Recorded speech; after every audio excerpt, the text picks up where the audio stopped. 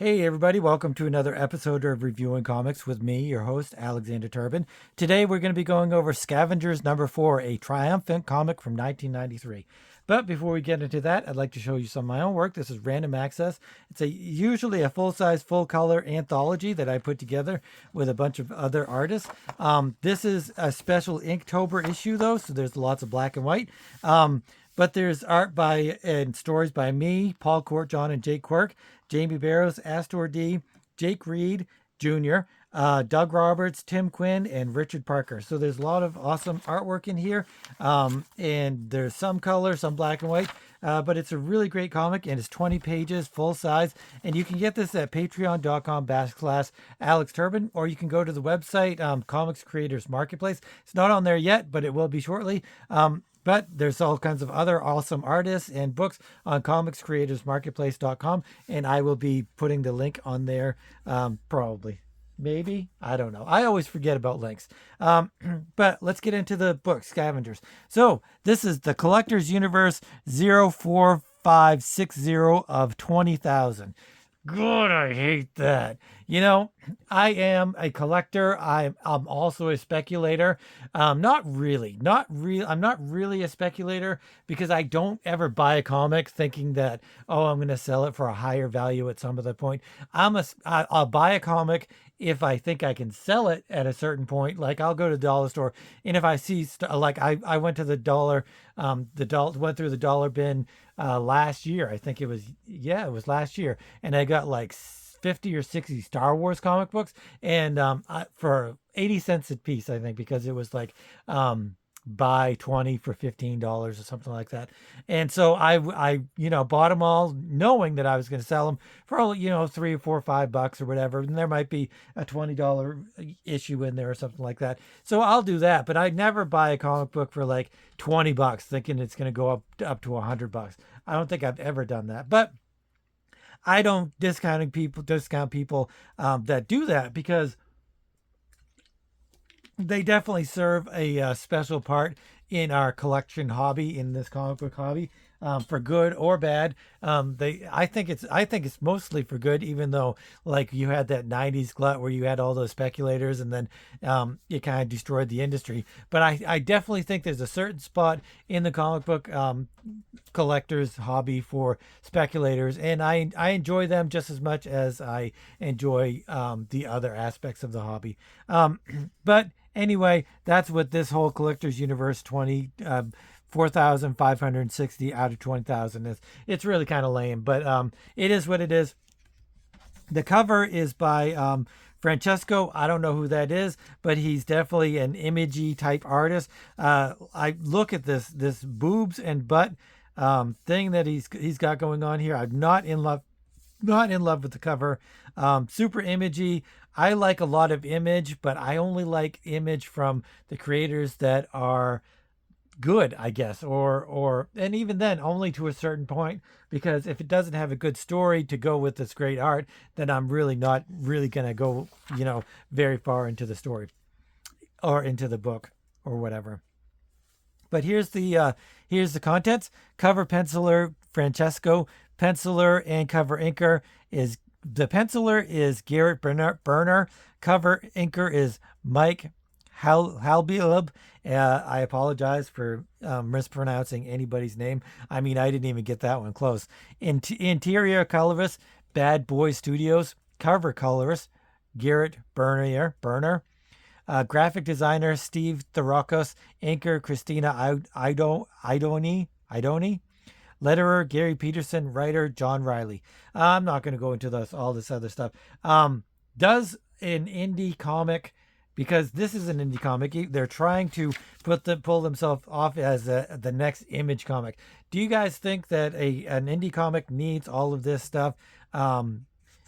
Triumphant universe co-created by blah blah blah blah blah. Do we need all that stuff? Does it make you feel like they're more professional, or does it really make you feel less personal about the comic book? So I didn't know anything about this book. Never read it. I just got it recently at a dollar bin, and I just I thought that it looked like something that would be cool to kind of review and look at. especially because you've got this very imagey cover, and the interiors is not imagey at all. It's very story driven.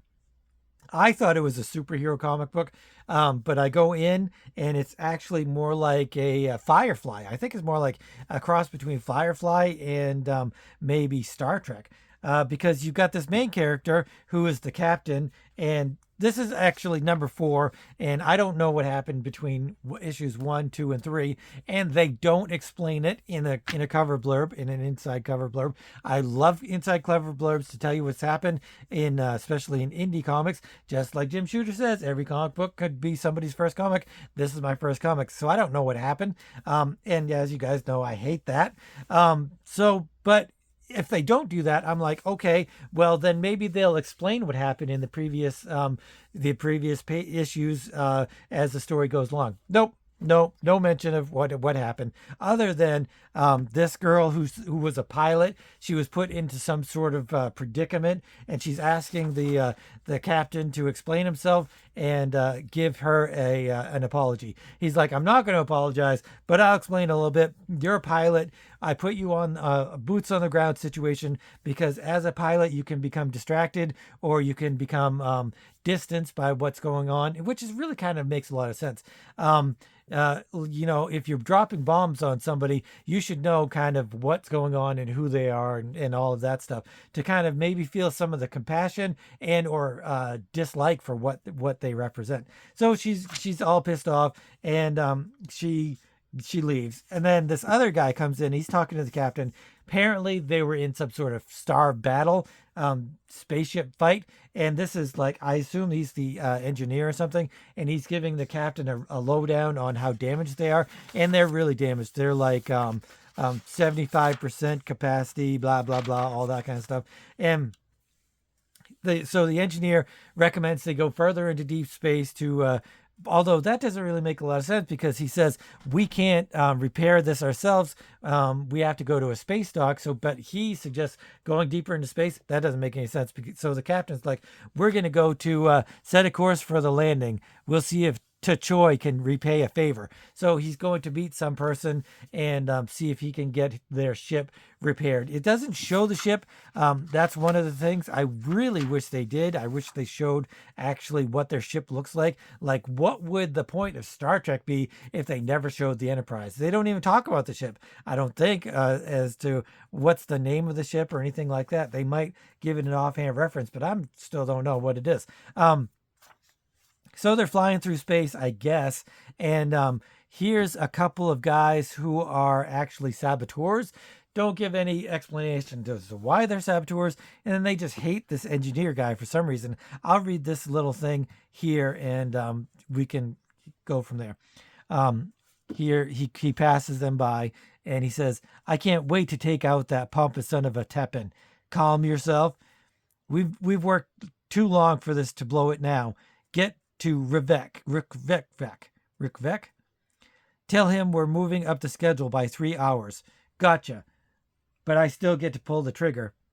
I wouldn't dream of depriving you, Egan. So these guys are bad guys. They're something. And then here we go to this, not an advertisement, but apparently they sent a Chromium Man #1 or Ashcan. They sent an Ashcan to Jim Shooter.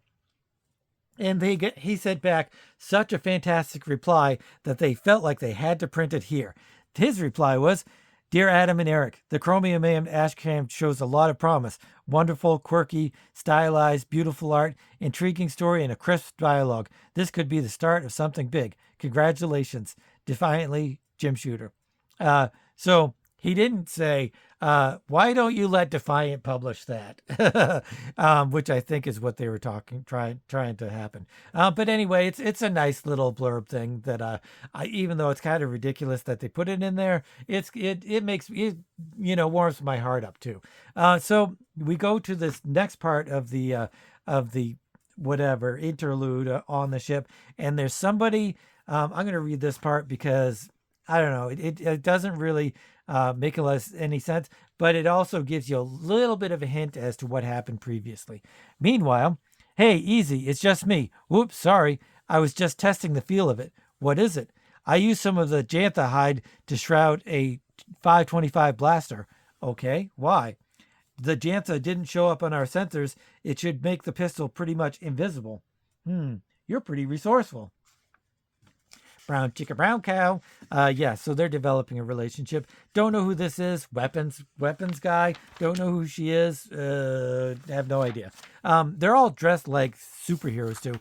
One of the things that I really dislike in Star Wars and Star Trek adaptations that have ever been done by either Marvel, usually it was done by Marvel or DC, is that they would put some of the characters, not the main characters, they wouldn't put, Spock or Kirk or Luke or Han or whatever in superhero looking costumes, but they would definitely put them in like secondary characters that they just invented. They would often look like superheroes. It's almost like some artists, some creators, they can't get past the fact that there aren't always superheroes aren't always have to be in the story. I love superheroes, but if you're doing something Star Trekky or Star Warsy, don't put superheroes in it. Other than the X-Men Star Trek, which I will be reviewing at some point. So yeah, they keep talking and blah blah blah, and they keep kind of flirting with each other, and still don't know who they are. I don't know who any of these characters are. They don't really talk to each other like they don't really introduce anybody. One of the great things about the Marvel comics, like I said, is that not only do they have the beginning piece where they say, the X-Men born, outcast, mutant outcast, blah blah blah, but then they'll have like a splash page or something and of the fight scene that's going on or whatever kind of big scene that's happening, and they'll have like Storm, master of the weather, and Cyclops can, shoot beams out of his eyes. So, you have a kind of a reference as to who these characters are, even if you don't actually know who they are or whatever. Here is somebody, don't know who that is, and I believe this is the green girl that was the pilot who was pissed off at the captain. But I'll read this little part. This place gives me the creeps. How can you hot seat a starship and be afraid of the dark? Hot seats don't have rats. Well, let's get the drivers ready so they can power this place up and get out of here. What are they doing down there? We're the only ones scheduled detailed. Move it! So they found some sort of saboteurs. Then they have, or actually we cut to another scene. Don't know what this is. I'll read this too. On the bridge, getting ready to repower lower decks. Check all resistance levels. Everything checks out okay in the engine room. Thanks for helping us out, Ty. No problem, Lurak. Once I get the cover off, we'll check the relays. And okay, so is that? Nope. I thought that was these characters here. But apparently we're in the engine room now. If we power up now, once we get the cover off, we'll check the relay, and that can't be right. If we power up now, we'd power on now. Boom, boom. There's a big explosion. And these people, these guys are, I don't know where they are. They're not in the engine room because this is the engine room. Don't know where they are, but there's someplace that exploded. And these are the saboteurs, but they're all kind of wiped out, I guess. And then they have this giant fight because they realize that they're not supposed to be there, and they're saboteurs. The pink guy and the green girl, so they get into this big fight. And here's one of the things that's really cool. He uses his fins to slice into this dude's face, which is pretty cool. And they have this big fight, and somebody carries somebody out of, I guess there was multiple explosions because this also blew up, or this also became flammable or something. Maybe they're in the same place. The engine room, maybe they're all in the engine room or something, but he carries her out of danger, and she's like, "Oh, thank you." I think, I'm not entirely sure. Who is Lurok? I don't know who Lurok is.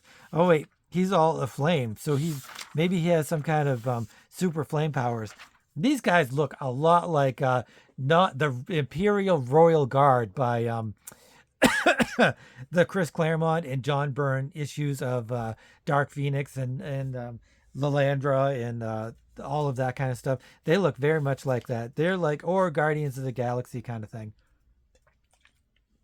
So I'm thinking that's kind of what they're going for. They're going for a Guardians of the Galaxy kind of Firefly kind of thing, I guess. He pushes her out, saves her. They both save, or they're both in safety. But they call the captain, tell him that there's some saboteurs, but they died in the explosion. And then there's another explosion, boom, boom, boom, boom. And then there's a thing that falls on the. He's not the captain. No, this is the engineer. I think thought he was the engineer, and they're trying to pull it off him. They do have some really nice dialogue here, which I'll talk about when I go into the writing of it. But they pull it off of him, and this is, like I said, this is very Star Trek-y and stuff. So I'm not entirely sure what happens here. They pull the thing off of him. Chiobo, get over there. Shut off that main before it fries everyone. No time to get fancy. We'll shut them all down. He grabs a something, and he's going to lift this off, I think, or something. Don't worry, it'll be all right. Okay, now all we've got to do is, huh? And then, no, you don't. He attacks somebody. I don't know who that is that he's attacking. Okay, this is all right. Here we go. He is trying to save everybody. This is a third character who's going to attack the guy that is laying down. I guess this is this the first character from the third page? No, that is not him. Is this? Yes, it is. This is this character, I guess, and he wants to kill this guy. I think. Yep, kill this guy for reasons that we don't know. But he goes in for the kill with his stunner or whatever. And that's when this other guy figures it out. He attacks him, he knocks him to the ground, and he actually punches him in the face and then uses the stunner although here's another, nope, that's the good guy. He uses the stunner to stun the bad guy, and it's all over, and everybody's happy, I guess. I'll read this part. Don't worry, Merritt. It's taken care of. Too bad you didn't spot the taser. He almost got away with it. With all the loose wires hanging around, who would have suspected? Not that Argus has too many friends anyway. Lucky he has me, huh? So they lift it off of him, and they bring him to the captain's chair. Looks captain or some kind of chair, and they just have a little bit of dialogue between each other, saying things are going to be okay or whatever. And then we have I believe this is the captain. Is this the captain from the? Is this the captain? I think this is the captain in a different costume. Looking very superhero-y. Is this supposed to be the same costume, but with different colors? I don't think it is, because it doesn't seem to look the same. So I don't know what the deal is with that. And the cape. I guess he's just, he's doing his captaincy thing. So he goes to the bridge, and somebody's died. The helmsman. So they call up another helmsman and from the crew, and it's this guy who was, as we know, one of the saboteurs from the very beginning. So he's a saboteur. He's going to sabotage the ship somehow, and he's fitting in right in with the bridge crew. And so, but then they're like, it's coming up on the view screen now. We've got trouble, and then it shows some sort of and plenty of it, some sort of spaceships. I don't know. Is this their ship? Is this your ship? Is this their ship? Are these their ship? I don't know whose ship there is. I wish it said like the Enterprise is looming over space or whatever. They got to tell us what the name of the ship is. But anyway, that's how it ends. And next, there's like plenty of starship shooting, I guess. So let's go into the writing. The writing again is by writer is John Riley. So the writing is actually really good. He does leave out a lot of things that I really wish that he would put in there. But the dialogue is really good. Like each character has their own set of ways about them, and they talk differently, and they have their own voices, and that's really good. But the way he goes from scene to scene is, I guess it's okay, but he doesn't tell you who they are, or what their motivations are or anything like that. Doesn't tell you what there is previously, and there's almost no narration. It's a lot of dialogue, and there's absolutely nothing wrong with that. I kind of am heavy with dialogue and less so with narration. So he doesn't, wax poetically about whatever is going on. But I kind of wish he would a little bit, because I would have loved to have known who these characters are. Just remind us, in some narration. The Captain Carter, whatever, is doing this. The engineer is going down the hallway or whatever. I'm not saying to reiterate what is already being plainly shown on the page, but I'm trying to say is I want some clarity as to who these characters are and what they're doing, which is part of, I think that's the writer's bad, because the artist is he's very clean. I'm not going to say that I really love the art. I feel like it's somebody that probably has progressed, because this is 93. Who knows how old they are, but I'm sure they've progressed and gotten a lot better. Anybody that has read this or anything like that, please let me know. I do like their art a lot better than this image kind of swipey stuff. This same pose, can we have a different pose for women? Once in a while, I guess. Like this guy, he at least has different poses than this same image thing that is always shown on covers and stuff like that. So he does have, like, everything moves very smoothly. All of the characters are moving around. He does have close-ups and far away shots, and he gives some distance on his panels. His panels are moved in a nice direction. His narrative art is really nice. The colorist does a fairly good job, I guess. The cover, interior colors by Bad Boy Studios. So it must be some sort of digital coloring, I guess. And this is the early days of digital coloring, so it's not going to be too fantastic no matter who does it. But it's pretty good. It's pretty good. I'm finding that I like it, and I understand where everything is. Some of the artists here, some of here is the like, I have no idea what this is. If this is a different panel, I thought this was one panel, but then you have the floor here, and you have people like sitting on the panel, which always I think looks really kind of lame. But there's some nice action in the fight scene. There's some nice explosion, nice movement of the bodies. And so there's a lot of stuff that I really like. I love this scene here. It's kind of weird. It kind of feels out of place with the whole comic, but this is a very nicely drawn comic that is, I feel like it could either be inked better or just done more maturely as he grows as an artist. I think he probably shows off a lot more stuff. So it's pretty good.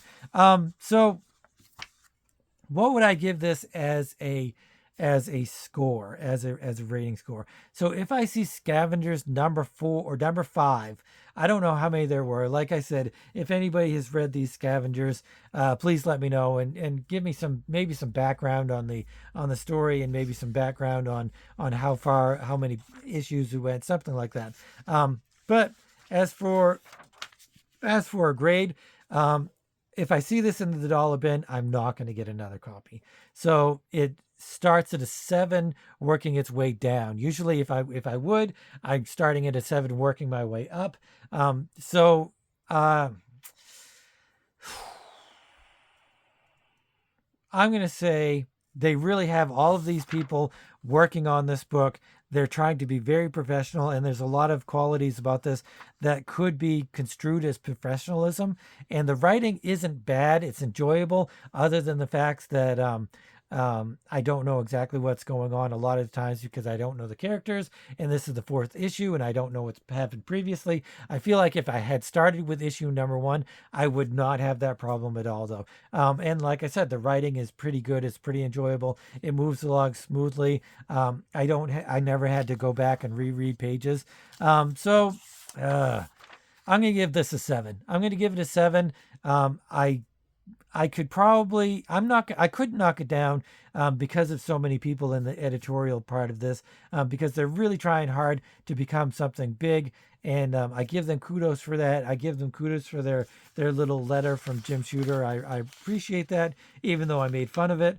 But I'm going to say, yeah, I'm just going to give it a 7. I'm not going to give it any lower because I do like the art.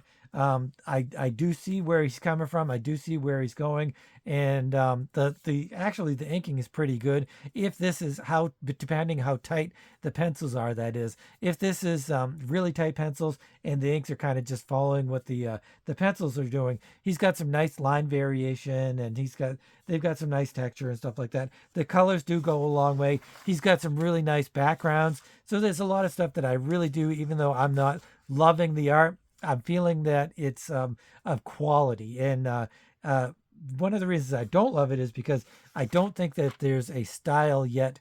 It's almost like this is like a Now or a not Kamiko or Comico, but one of those newsstand publishers where the art was kind of stale. I would say that's what I'm going to say about this art. I feel like it's a little bit stale, even though it's on its verge. It's on the verge of being professional, but it's also on the verge of not being professional. So I don't know. There's a lot to like, and there's a lot to critique, and but knowing what it is. So I'm going to give it a 7. I'm going to give this a flat out 7. Not great, not fantastic, but not bad either. I would just, story wise, it's not anything that I really would love. So I'm not going to, pick up 1, 2, or 3 in the dollar bin if I ever see them.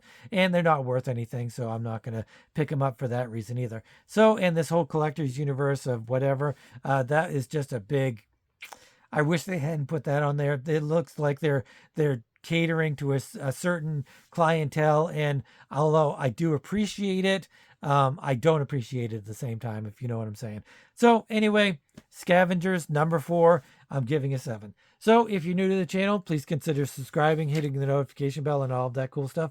But more important than that, I love comments. I love talking to you guys about comics books. So leave a comment if you've seen this, if you've read it, if you haven't, if you have any of the books, if you have any of the other Triumphant books, and you think that they're a great publisher. Let me know, and let me know why you think that. Chromium Man, I feel like I've seen that before. Somewhere. Dr. Chaos, I feel like I might have seen that before somewhere else. But the collector's universe. So they're trying to cash in on the collectability of comic books.